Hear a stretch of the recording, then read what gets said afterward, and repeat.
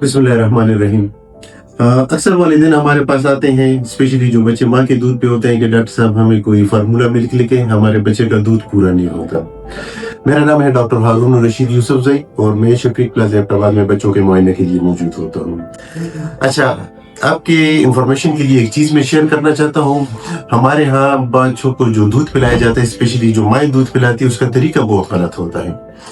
माँ के दूध के दो हिस्से होते हैं। एक को हम कहते हैं फोर मिल्क, जो शुरू के 5 से 6 मिनट के बाद डाल दिया जाता है। इसके बाद जो दूध आता है उसे हम कहते हैं हाइंड मिल्क। अच्छा, बच्चे को अगर आप 4-5 मिनट के लिए दूध पिलाते हैं तो जो फोर मिल्क होता है उसमें ज्यादातर हिस्सा पानी का होता है, जो बच्चे की प्यास मिटाने के लिए कुदरती तौर पे आता है। इसमें ग़िज़ाइयत बहुत कम होती है, तो जो बच्चे पहले 4-5 मिनट दूध लेके सो जाते हैं वो ज्यादातर पानी लेते हैं दूध में, इस वजह से उनकी भूख नहीं मिटती।